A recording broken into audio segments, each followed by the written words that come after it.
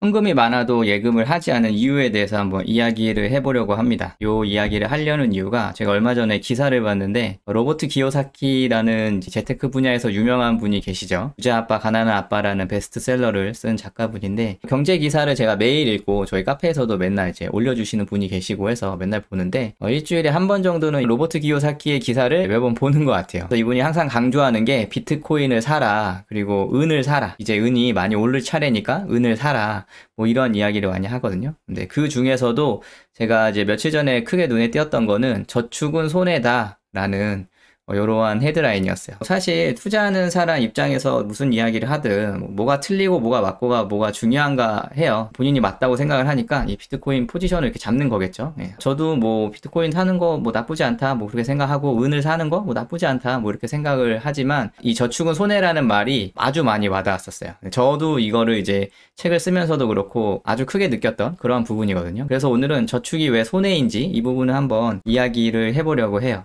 예금할수록 가난해진 라는 이런 소제목을 뽑아봤는데 간단해요. 뭐 계산법은 간단합니다. 만약에 2025년 1월에 뭐 원금이 1000만 원이 있고 예금 가입을 했어요. 연 3%라는 그런 예금을 가입을 했는데 그러면 2026년 1월에 이제 원금 1000만 원은 갖고 있게 되고 이자가 이렇게 발생을 하겠죠. 근데 3%의 이자가 이렇게 발생하지는 않을 거예요. 왜냐하면 15.4%의 일반 과세를 내야 되기 때문에 이 예금 이율에 0.846을 곱하면은 실제로 받을 수 있는 이자 금액을 계산할 수 있죠. 그래서 이자 금액은 25만 3,800원 이렇게 되는데 2026년에 25만 3,800원을 받게 되면은 이 원금을 2.538% 늘렸다 뭐 이렇게 사실 착각을 하는데 이거는 이제 실제 내가 번 돈은 아니죠. 왜냐면 이거는 명목 이율일 뿐이고 실질 이율이 아니잖아요. 명목 이율에서 인플레이션을 빼고서 실질 이율을 계산을 해야겠죠. 그런데 우리나라 1년 인플레이션을 보통 저는 3% 정도를 잡거든요. 요 3%를 만약에 계산을 하면은 1년 뒤에 내 원금은 1000만 원이 아니라 970만 원인 거예요. 이 이자도 25만 3,800원이 아니라 24만 6,186원이다 라고 볼 수 있겠죠. 왜냐면은 이 25만 3,800원이라는 돈은 2025년에는 이 돈이었을지 모르지만 2026년에는 구매력이 이렇게 떨어졌다 라고 볼 수가 있겠죠. 그러면은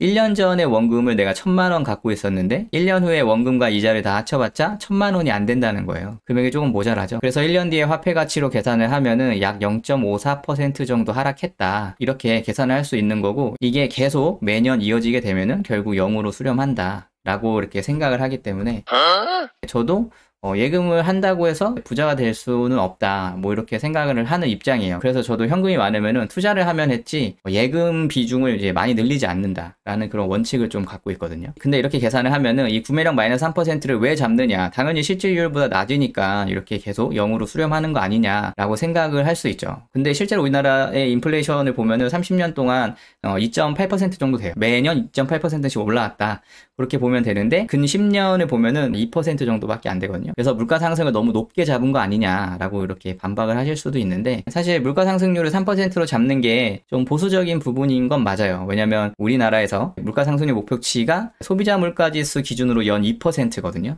물가 안정제 해가지고 2%씩 인플레이션이 계속 올라가길 바라면서 그렇게 정책을 진행을 하는데 여기에는 약간의 함정이 있다고 저는 이제 개인적으로 생각을 해요. 뭐냐면은 2022년도에 인플레이션 보면 5.1%잖아요. 5.1%인데 이 소비자 물가 지수를 측정을 할 때 458개의 품목과 서비스를 이용해서 통계를 낸다 뭐 이러한 기준이 있는데 사실 우리가 모든 곳에서 소비를 균등하게 하지는 않아요. 저 같은 경우만 하더라도 저는 술을 마시지 않고 담배를 하지 않아요. 근데 거기에 대해서는 2.2%로 이렇게 나와 있고 뭐 의류와 신발을 그렇게 자주 제가 음식을 섭취하는 것만큼 자주 그렇게 소비를 하지 않는단 말이에요. 근데 이런 것도 보면은 3.1%로 이렇게 나와 있는 걸 볼 수 있죠. 그래서 우리가 주로 소비하는 거 뭐 식료품, 뭐 주택, 수도, 전기 및 연료에 대한 부분, 그 다음에 뭐 가사 서비스, 교통, 음식, 뭐 일상생활에서의 기타 서비스, 뭐 이런 것들을 보면은 소비자 물가 상승률이 평균치보다 꽤 높은 거를 볼 수 있어요. 그러니까 자주 소비하지 않는 품목들이 체감 물가 상승률을 좀 깎아먹는다라고 이렇게 저는 생각을 하기 때문에 물가 상승률을 저는 항상 3%로 계산을 하고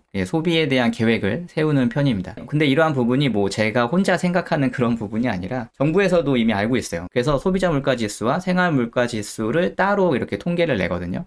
그래서 이게 보면은 생활 물가 지수는 이 보라색이고 소비자 물가 지수는 이 파란색이에요. 그래서 항상 보면은 이 생활 물가 상승률이 소비자 물가 상승률보다는 이렇게 높은 거를 볼 수 있어요. 체감 물가 상승이라고 이야기도 하는데, 소비자 물가 상승은 뭐 2%밖에 안 올랐다 하는데 우리 가정은 왜 이렇게 많이 소비가 늘어났지? 이렇게 괴리가 생기거든요. 그게 이러한 부분 때문이죠. 내가 모든 품목에 균등한 소비를 하지 않기 때문에, 그러한 부분 때문에 이 생활 물가 상승률이 더 높습니다. 그래서 생활 물가 상승률로 보면은 매년 3% 정도로 잡는 게 좀 합리적이지 않나, 뭐 저는 그렇게 개인적으로 생각을 해서 구매력을 측정을 할 때 인플레이션을 3%로 이렇게 잡고 있는 거죠. 그래서 가정의 물가 상승률을 보수적으로 CPI보다 높게 잡는 게 맞지 않나 이렇게 생각하고, 그래서 예금을 하는 것보다는 그보다 좀 더 높은 수익률을 위해서 투자를 하는 게 현명하다라고 저는 그렇게 생각을 하고, 로버트 기요사키 아저씨의 저축은 손해라는 말에 저도 좀 동의한다라고 이렇게 한번 이야기를 해보고 싶었습니다.